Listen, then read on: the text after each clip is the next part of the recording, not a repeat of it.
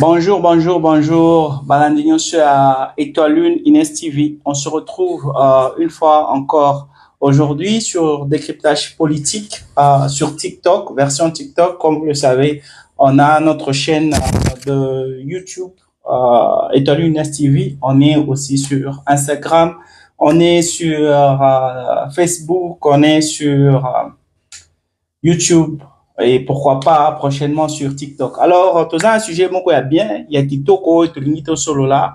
En tout cas, je vous prie de vous abonner, partager pour qu'on soit nombreux parce que le live d'aujourd'hui, c'est une interaction entre nous et vous. Hein, nous en tant qu'activistes sociaux et vous en tant que followers ou je ne sais pas, en tant que téléspectateur. Alors, je vous prie vraiment de vous abonner, je vous prie de nous suivre, de partager, vraiment commenter, parce que le sujet du jour, on va parler de la suite de ce qu'a été le dialogue ou le discours de Donald Trump. Vous le savez tous, quand Donald Trump a parlé, il a dit à Félix Sekedi, en tout cas, tu es courageux, tu es un homme courageux. Benganga, à n'importe quel moment, on va parler sur n'importe quoi, on va parler. Tout le monde a crié, bien sûr, pas moi, mais la majorité des journalistes et surtout les pro-Tshisekedi, ils ont parlé de la victoire. Félix Tshisekedi à Longi, Félix Tshisekedi à Longi. En tout cas, il y a eu beaucoup de gens qui ont parlé, qui ont jeté des fleurs au président Félix Tshisekedi. La réalité sur terrain est telle que il y a encore la guerre.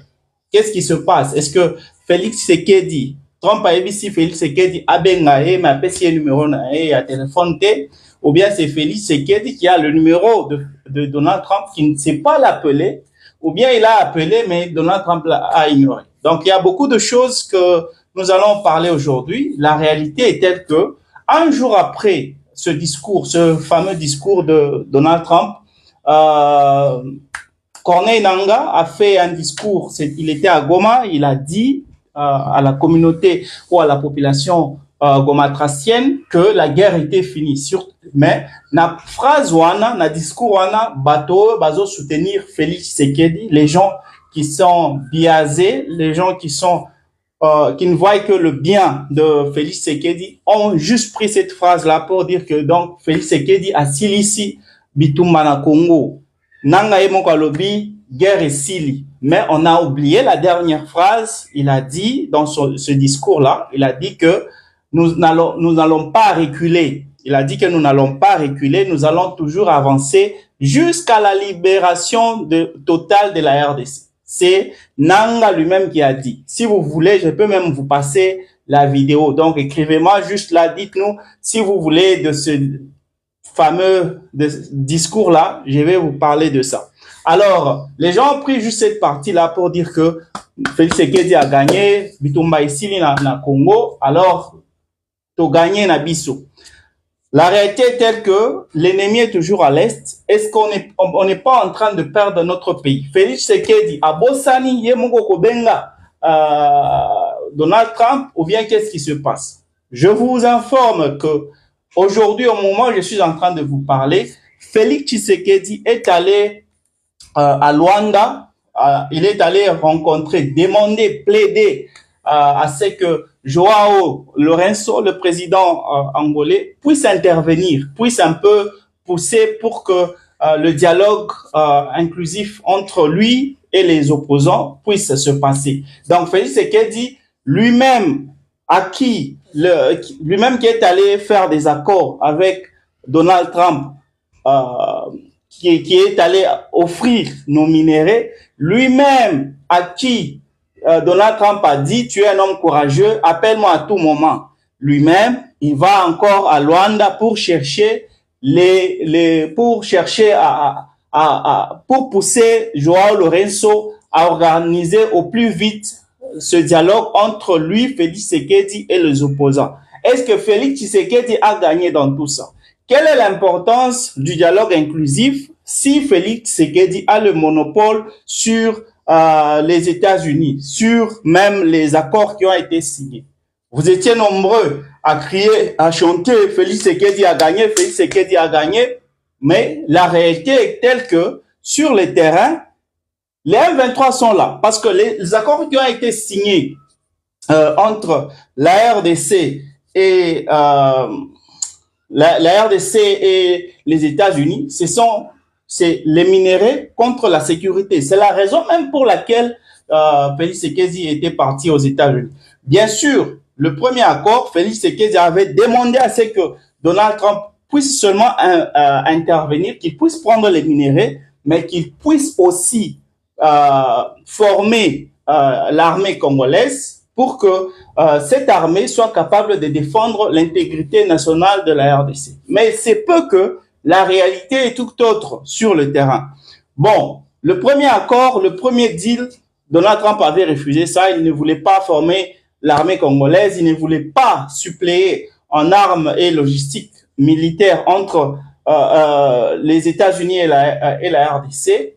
Voilà pourquoi Félix Tshisekedi est retourné vers Donald Trump pour lui demander à ce que, ok, j'accepte, ne formez pas nos militaires, ne nous donnez pas les armes, mais quand même, terminez juste la guerre. C'était ça l'accord. Donald Trump a accepté de terminer l'accord. Voilà pourquoi chaque fois qu'il fait un discours, quand il veut parler de la RDC, il dit qu'il a terminé la guerre. Et même ce jour-là, avant de louer le courage, la bravoure de Félix Tshisekedi, il avait dit ouvertement devant l'auditoire que Félix Tshisekedi était un homme courageux. Je vous l'avais dit sur Décryptage politique.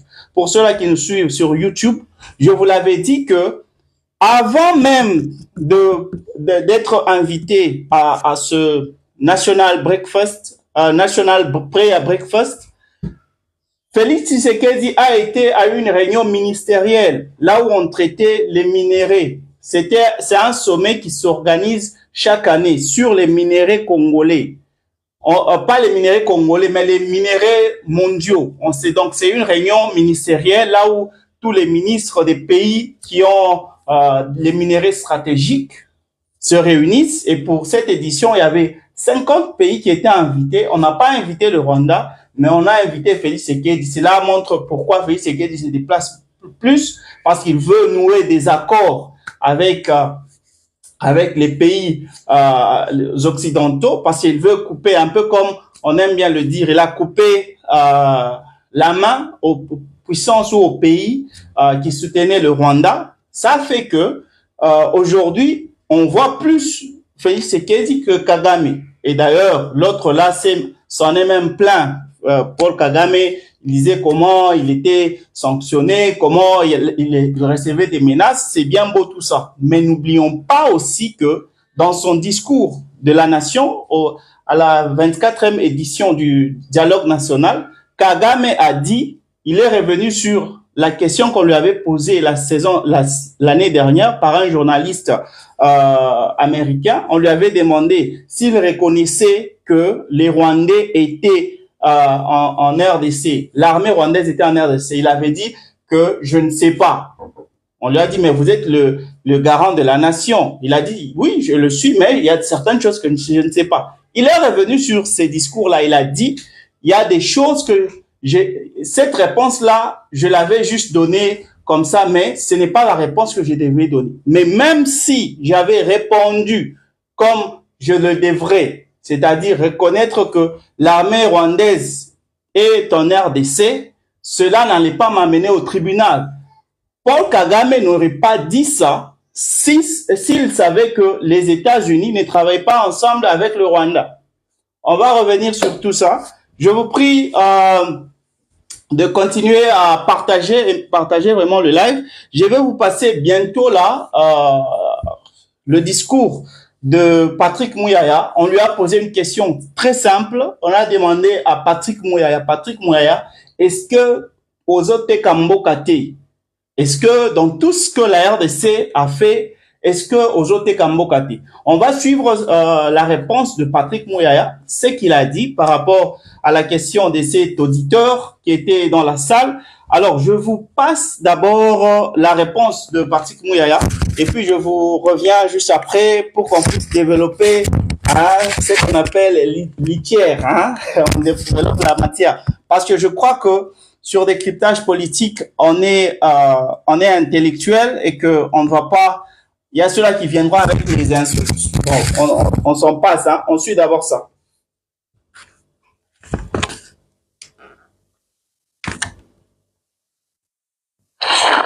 Kasi tozali na bandeko bazali na bobangi oyo bandimi nano te bondimi ezali te batuni bao balobi boteki mboka bazali bao balobi balobi bakoyiba bomengo na biso mpona mbula zomi na mwambe zomi na libwa toyebi te yo yebisa biso boteki mboka bokabi mboka loba lendisa biso lelo zongisa biso na kimia boka etekami to etekami te motuna na ngai yango omoni mboka neti RDC ngana ministre à communication lelo chantier numéro 1 nazanango c'est la lutte contre la désinformation. Bako Sabinote, même ici aux États-Unis comme dans tous les pays du monde, il y a deux enjeux principaux. La sécurité et comment on deal avec la communication, parce qu'aujourd'hui, avec les réseaux sociaux, c'est qui circulent davantage.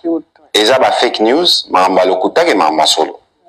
et pas la bisomoko, comme tozara na ba contradiction et comme tozana moi neti, démocratie na biso za peneti na moi cancer. Ça veut dire qu'on a les nombres de médias au tozana na Congo, il y a aucun pays d'Afrique qui l'a. Un ministre à communication, je sais de quoi je parle. On a au moins 1500 médias confondus. Et puis n'a pas que limoué. Donc, lorsque Batoualo Babateki Mboka, va prouver biso ke Mboka était kami. Il y a liboso yeba que l'air aux osa la contrat américain. L'américain publie tout. On a vu 3 millions de documents du dossier Epstein qui circulent actuellement. 3 millions. Mais si ko biso toye ko sa na bango accord et loko nini ya kobombama ezawana. Moi, je suis de ceux qui pensent que nous, on n'appartient pas à la génération Balobaranan. Sur une bombe la Congolais, le retient, on a livre. Tout est public.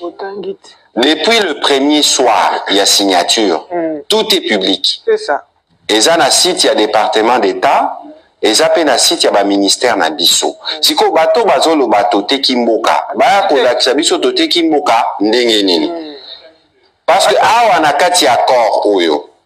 Avant même na zongi la mutuna na yo parce que d'accord toujours le bamarama mingi mais ce qui est une version biso to sala qui pour la publication qui est la page 72 article 3 et accord de partenariat stratégique RDC USA bon c'est que nous faisons avec les Américains ne concerne pas que les mines. Ça concerne aussi les domaines tels que les domaines scientifiques, les domaines technologiques, les domaines de l'éducation, les domaines en matière de change de formation et de renforcement de capacité. Donc, ce qui est batoubaye na boule babi donc bakendo va naka pour battre kamboka yeba keza lokuta. Siko awa na accord oyo. To définir kaka ba principe.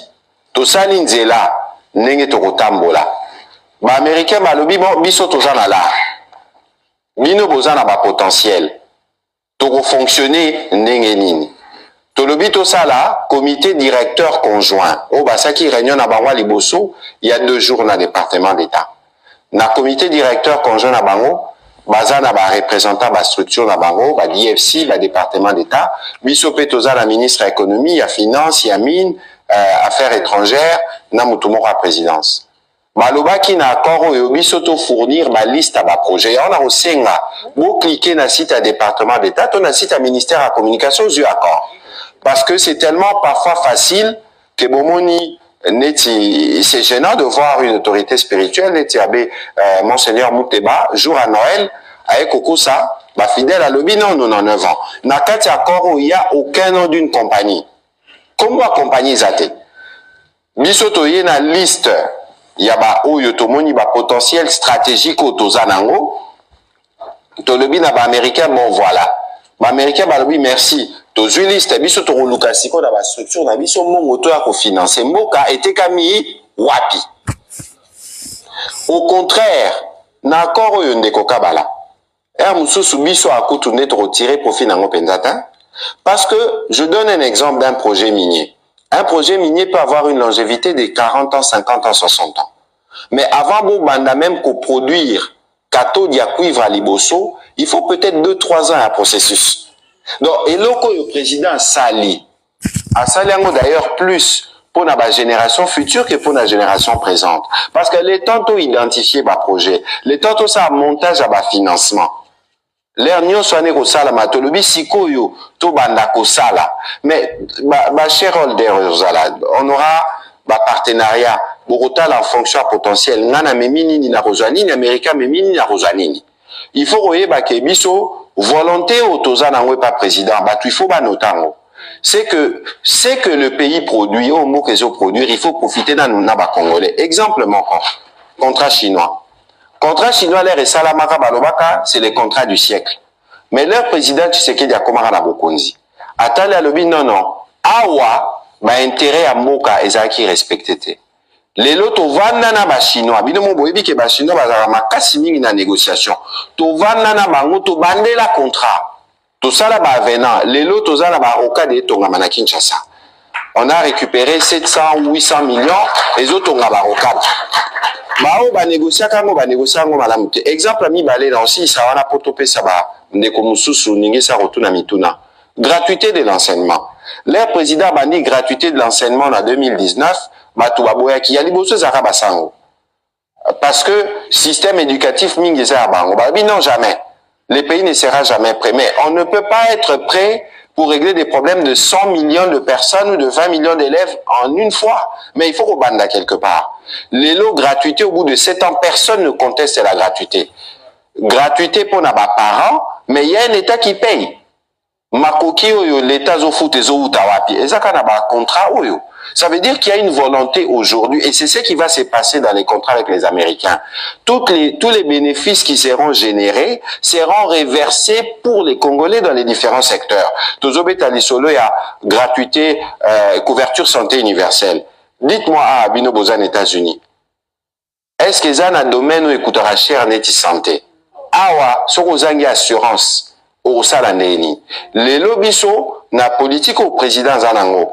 On veut faire une mutuelle de santé, au Bokoki Kozala, osa accès à soins de santé de qualité à bas prix. Et l'air aux sala likamuko na Congo, il y a qu'il faut ça là pour 100 millions de personnes. Parce que parfois, tout bazara na ba échelle autozaranango. Je vous donne un exemple. Namoni pasteur Amtotazarakia, il est là.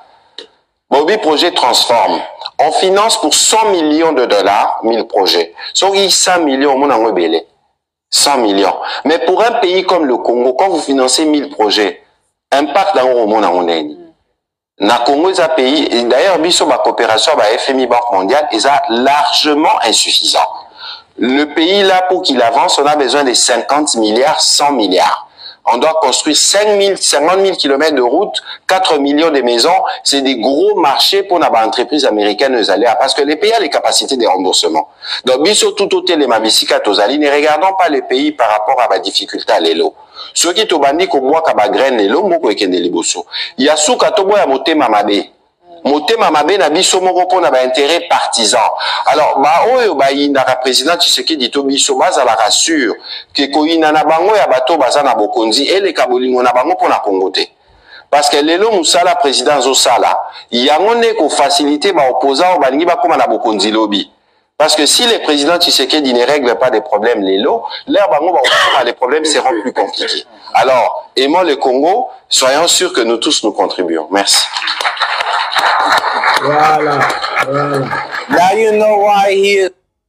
Je préfère d'abord couper ça, parce que c'est un peu long. Mais quand même, Boyoki Bino Nyonso, réponse, Patrick Mouyaya, qui est le porte-parole du gouvernement, il s'appelle lui-même le ministre de Communication.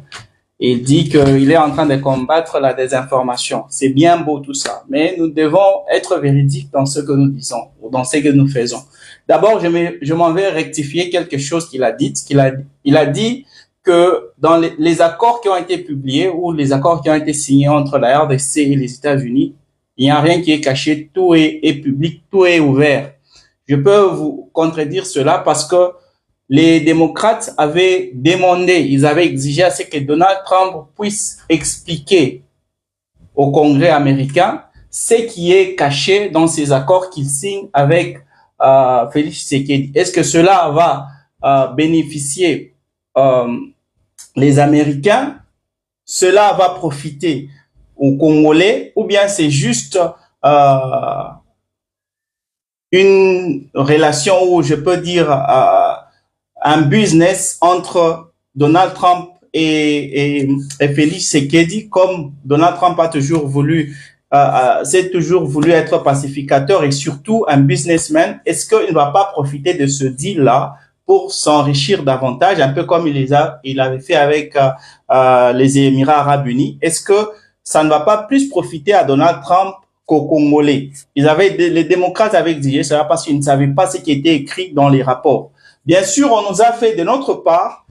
Le président Félix Tshisekedi n'avait pas consulté les parlementaires. Il ne leur avait même pas informé de quoi il allait être question. Ils ont été informés le jour même de la signature de cet accord, des accords globaux à Washington. Là, c'était au mois de décembre qu'ils étaient informés.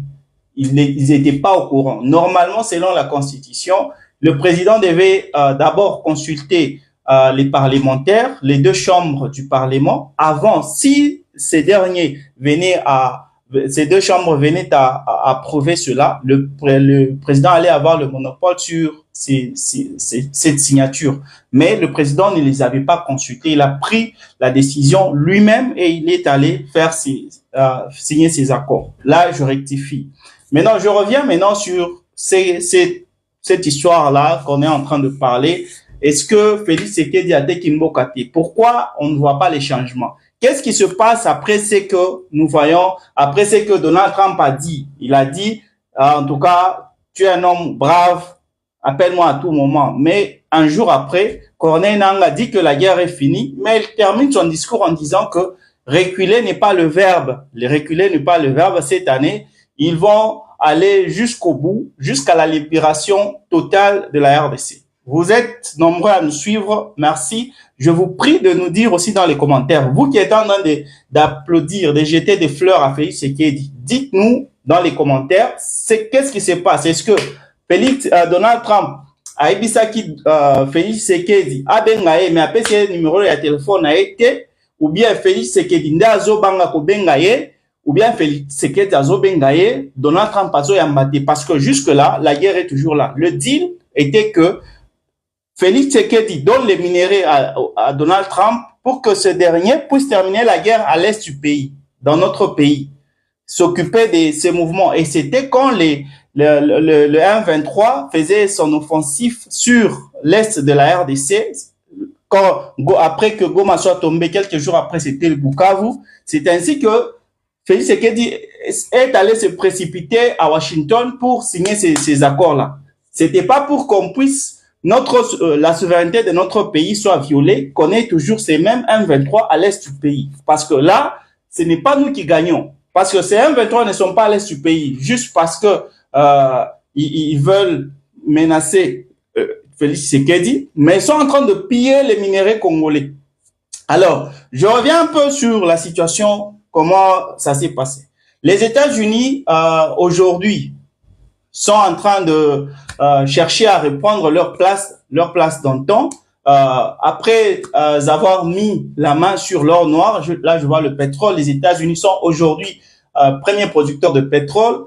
Si on combine premier producteur de pétrole, si on combine le Canada, la production annuelle du Canada, de l'Amérique latine et même des États-Unis, les États-Unis comportent à eux-mêmes 40% de production mondiale, ce qui fait que les États-Unis n'ont pas besoin de l'exportation de l'OPP, qui est l'organisation des pays producteurs de pétrole. Les États-Unis ne dépendent pas de ça, c'est-à-dire sur le côté pétrole, vous allez comprendre avec le Venezuela, qui est maintenant sous l'emprise des Américains, les États-Unis n'ont pas besoin, peuvent imposer leur prix au monde. Vous allez vous rappeler, Donald Trump, il a imposé à l'Inde, qui est parmi les pays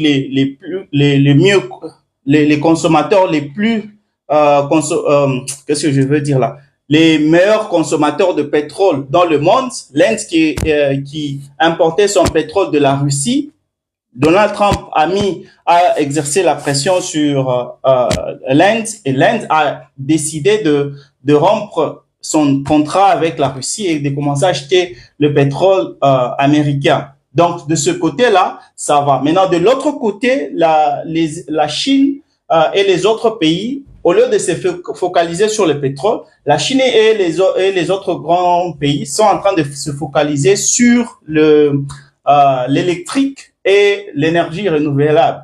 Alors, c'est sur ce point-là que Donald Trump a vu que non, là, si je me base seulement sur le pétrole, parce que la plus grande demande de consommation de pétrole, ce sont les voitures.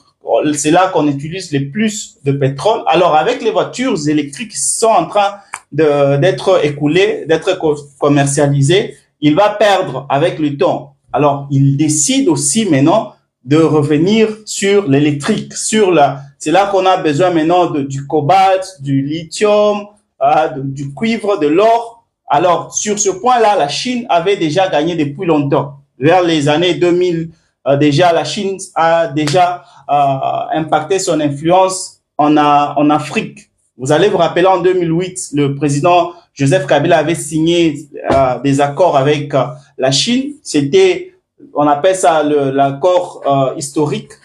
C'est d'ailleurs en ce temps-là que Joseph Kabila avait perdu en valeur face aux Américains parce que les États-Unis avaient tout fait pour terminer l'influence de la Chine vers les années 1965. Vous allez vous rappeler des rébellions Mulele et Simba qui avaient commencé du temps de Mobutu. Il y a la rébellion Simba qui s'était procuré la partie Kisangani Bandundu et la partie Mulele qui avait juste pris la province du Bandundu. Et ces deux rébellions étaient financées par les Chinois. Vous allez vous rappeler, il fallait l'intervention des Américains pour mettre fin à ces deux rébellions et ainsi mettre fin définitivement à l'influence ou à la présence chinoise en RDC. C'est Joseph Kabila qui a ramené les Chinois au Congo. D'ailleurs, Patrick Mouya l'a dit, et dans ce qu'il a dit, il y a quelque chose que je dois ajouter. Le rapport qui avait été signé par l'IGF, l'inspection générale des finances, a rapporté au président de la République en 2023 que les Chinois devaient 9 milliards de dollars à la RDC. Donc, les Chinois, au lieu, ils avaient signé des deals pour créer des infrastructures en RDC, mais il se fait que la Chine pillait seulement les minéraux, mais ne faisait rien. Voilà pourquoi le président, coup de chapeau à lui, il avait décidé d'aller en 2023 pour pour causer avec les Américains, les Chinois plutôt, chercher à savoir comment ça se passe. Hein? Vous nous devez de l'argent. Mais le président chinois, comme il est un peu difficile à dialoguer avec, il avait proposé, au lieu de donner l'argent, il avait proposé de donner les armes, comme la RDC était en guerre. Alors, le président avait accepté. Voilà pourquoi en 2023, on avait reçu des armes provenant de la Chine en 2023. Et vous connaissez la suite jusqu'à aujourd'hui. Alors, je reviens sur les Américains. La Chine a renoué avec l'Afrique. Alors, Donald Trump, quand il a pris le pouvoir, il a décidé de mettre la main sur l'Afrique, c'est-à-dire sur les minéraux stratégiques, les minéraux rares que la Chine était en train de suppléer parce que la Chine avait tellement pillé en Afrique que la Chine s'est constituée des réserves de tous ces minéraux stratégiques et les exploiter pour les revendre aux autres grandes puissances telles que les États-Unis, la France et autres pays qui en avaient besoin. Alors, comme Donald Trump considère la Chine comme un ennemi, Donald Trump a décidé d'aller directement à la source, c'est-à-dire se procurer des minéraux en Afrique. Et pour ce faire, il a décidé d'abord de couper toute l'aide financière qu'il donnait à l'Afrique. L'USAID ne recevait pas l'argent. L'USAID ne recevait pas l'argent. Il a coupé, si je peux dire, ou interrompre l'AGOA qui permettait aux pays africains d'importer gratuitement leurs produits vers les États-Unis. Ce n'est que d'ailleurs la semaine passée que l'AGOA a repris pour une année. Ça a été voté au Congrès américain. Alors, Tout ce que Trump voulait dans tout ça, c'était faire le deal. C'est-à-dire, vous nous donnez l'argent et vous nous donnez les minéraux, on vous donne l'argent, on fait les deals avec vous. Voilà pourquoi il avait obligé à l'Union africaine de se retirer de la RDC pour forcer à Félix Tshisekedi d'aller vers lui pour chercher la paix. Et ça s'est passé ainsi. Après, à peine tous les pays qui aidaient la RDC, tous les pays qui aidaient la RDC dans la guerre qu'on avait à l'Est, tous ces pays-là s'étaient retirés. Vous le savez, le pays de la SADC, de l'EAC s'était retiré.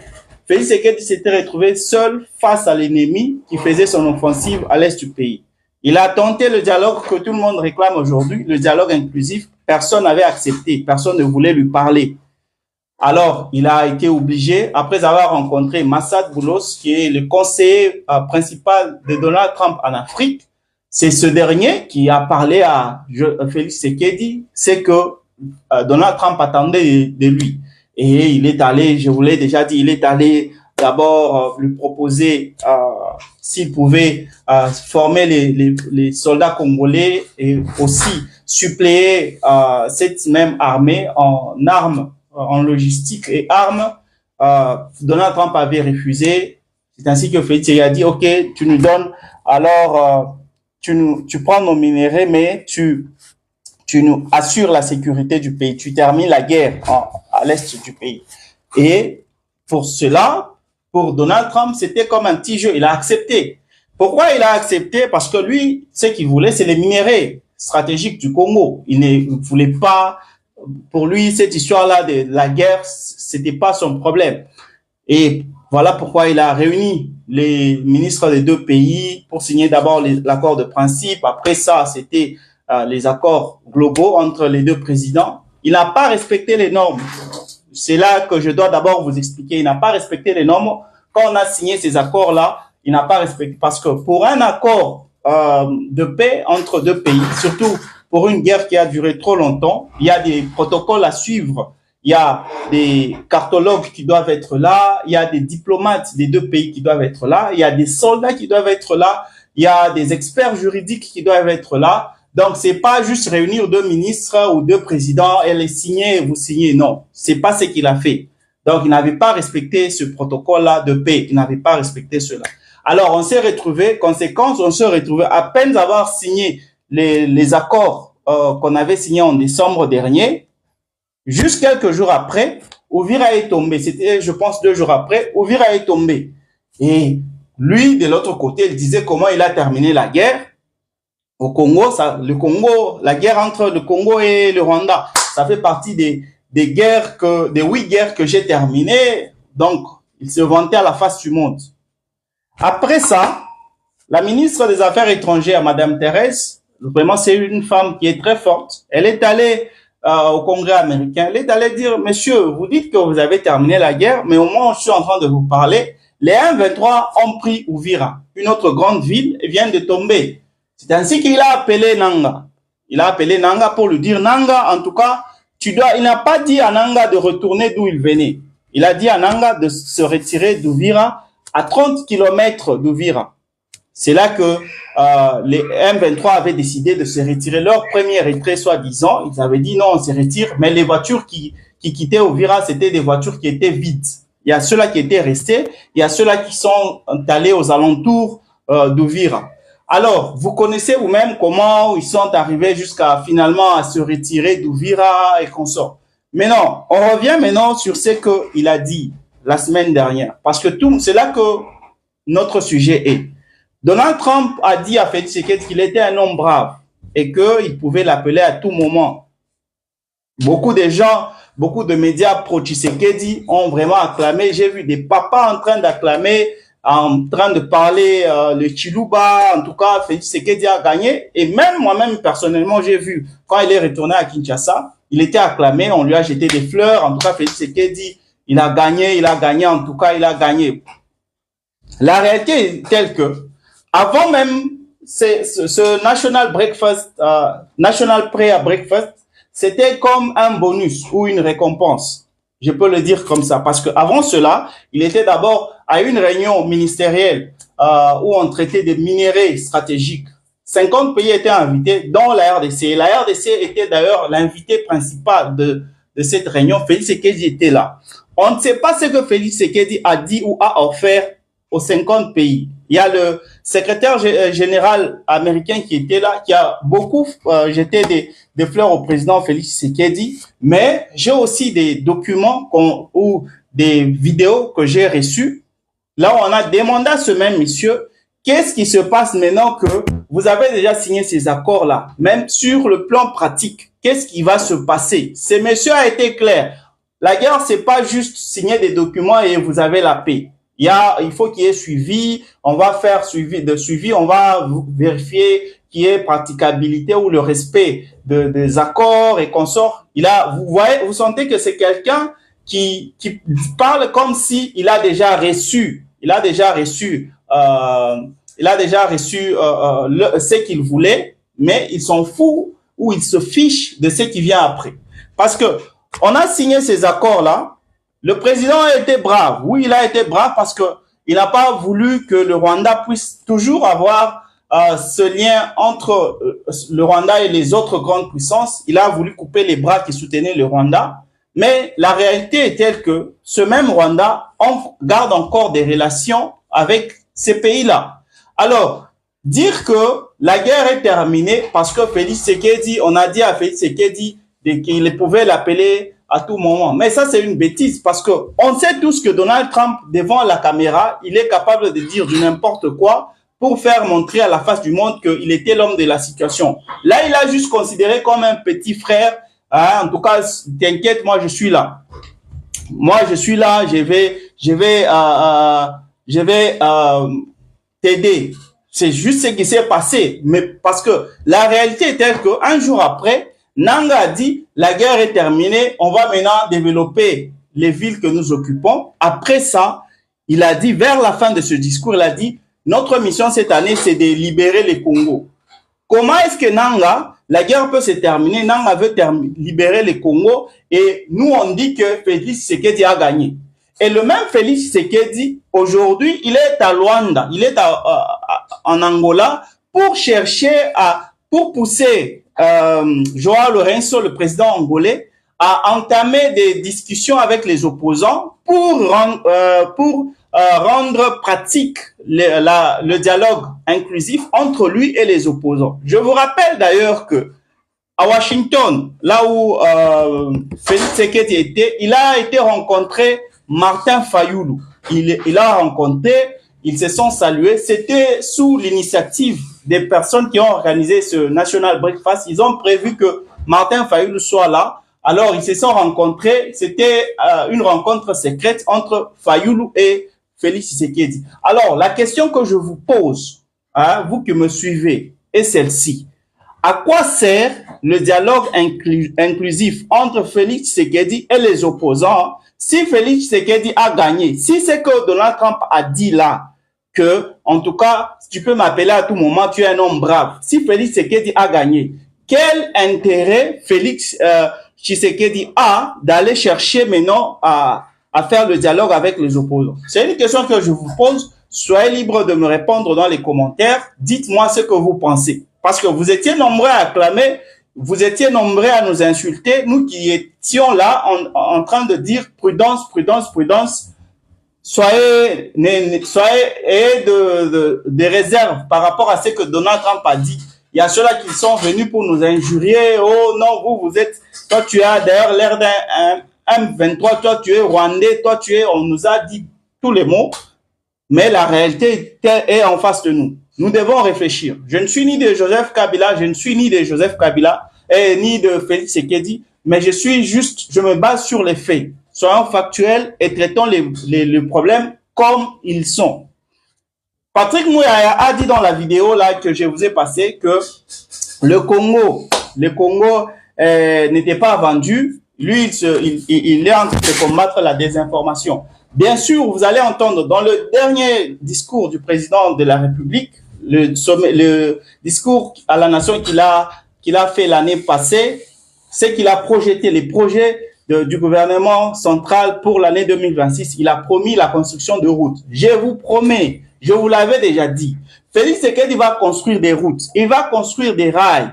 Il y aura beaucoup de construction, surtout les routes, les rails. Je ne cesse de vous le répéter, c'est là. Il y aura construction des aéroports. Oui, le président l'a dit. Il va dépenser l'argent pour ça. Ce n'est pas pour développer le Congo. C'est pour permettre au pillage des minéraux. C'est une réalité. Il y a aujourd'hui, il y a ceux-là qui nous parlent, oh non, c'est les business. Non. Au Katanga, là, je suis à Lubumbashi, il y a une grande société de chemin de fer, la SNCC, je pense beaucoup connaissent cette Société nationale de chemin de fer du Congo, SNCC, en sigle. Cette société a reçu 5 locomotives. J'ai vu des gens en liesse en train d'accueillir, en tout cas, Congo et comment on dit, Congo et Bonga, hein? Dites-nous un peu en commentaire, Congo et Bonga. Alors, les gens sont contents, vraiment 5 locomotives. Je suis en train de vous signaler, ce qui est en train de se passer, ce n'est pas que, non, c'est pour développer le Congo. Non. Tout ce que nous sommes en train de voir, tous les chantiers que nous sommes en train de voir de nos jours, c'est pour permettre l'acheminement des minéraux vers les États-Unis. C'est tout. À Pakajouma, au moment où je suis en train de vous parler, à Pakajouma, là, nous sommes à Kinshasa, on est en train de détruire des maisons, soi-disant arnachiques, pour permettre la construction des rails. Ce n'est pas dire que, oh non, c'est la raison pour laquelle on veut démolir. Non. On veut permettre les ravitaillements des minéraux stratégiques vers les États-Unis. Je reviens à Lubumbashi. Il y a une entreprise qui s'appelle DRC Gold Trading SA, qui est la première compagnie minière qui va traiter l'or à Lubumbashi. Jusque-là, l'or louchois, il était exploité artisanalement. Il n'y avait pas de compagnie, il n'y avait pas de sociétés minières qui exploitaient l'or. Mais cette compagnie DRC Gold Trading SA va exploiter l'or louchois et ils ont même projeté cette même année 2026 d'exploiter jusqu'à 26 tonnes d'or. Et ça s'explique pourquoi on a amené les 5 locomotives. Il n'y a pas que ça. À peine avoir signé les accords de Washington, la société minière Gécamine a expédié vers les États-Unis 100 000 tonnes de cuivre. Après la Gécamine, il y a 100 000 tonnes de cuivre qui ont été expédiées aussi de Tenke-Fungurime jusqu'aux États-Unis. C'est-à-dire, les États-Unis sont en train déjà de piller les minéraux congolais au moment où ils n'ont pas apporté la paix. Parce que la raison pour laquelle Félix Tshisekedi est allé vers les États-Unis, c'était pour terminer la guerre, que ces ennemis-là puissent quitter. Parce qu'ils sont en train de violer la souveraineté de notre pays. Ils sont là, ils se sont installés en tant que qui ou en tant que quoi. Nous les avons laissés, ils sont là en train de vivre. Et de l'autre côté, les minéraux sont en train de s'envoler. Tout ce qui se construit, c'est pour permettre à ce que la Chine ne puisse pas acheminer la majorité des minéraux congolais vers le Rwanda et à partir du Rwanda vers la Chine. On va construire des routes, on va construire des chemins de fer jusqu'au nord et au sud Kivu pour permettre à ce que ces minéraux stratégiques du nord et du sud Kivu puissent s'acheminer, puissent aller directement vers le Katanga et du Katanga vers la Zambie et de la Zambie vers l'Angola vers le port de Lobito pour permettre le transfert de ces minéraux par bateau vers les États-Unis, vers l'Europe et vers même l'Arabie Saoudite. Parce qu'on a signé des accords. À Kolwezi, la gouverneur du Lualaba a signé 16 accords avec des sociétés de l'Émirat arabe uni pour permettre le transfert encore de nos minéraux vers les Émirats arabes unis. Et là, on parle de construction, on va parler de développement. Qu'est-ce qui change jusque-là? Qu'est-ce qui a changé? Parce que les États-Unis, disons même que les États-Unis allaient, comme on le disait, on va venir donner de l'emploi aux Congolais. Mais jusque-là, les Américains sont en train de profiter des minéraux sans pour autant investir en RDC. On utilise les minéraux congolais. de nos entreprises, ces entreprises-là qui devaient bénéficier aux Congolais, permettent à ce que les minéraux puissent quitter le Congo pour aller vers les États-Unis. Et c'est nous qui souffrons. Le Congo, aujourd'hui, fait partie des pays les plus pauvres. Et pourtant, on a tout. On a estimé que les cuivres et le cobalt venant des réserves non exploitées valent à plus de 25 000 milliards de dollars. Imaginez. Donc, on a tout ce qu'il faut pour devenir riche. Mais le président est en train de faire des deals pour se protéger. Là, je ne peux pas me cacher la face. Le président est en train de faire des deals pour se protéger. Alors, il se protège. Les États-Unis permettent à ce que le M23 soit toujours à l'est du pays pour menacer Kinshasa, pour que Kinshasa sache que sans lui, sans les États-Unis, Kinshasa va tomber. Les M23 vont tomber.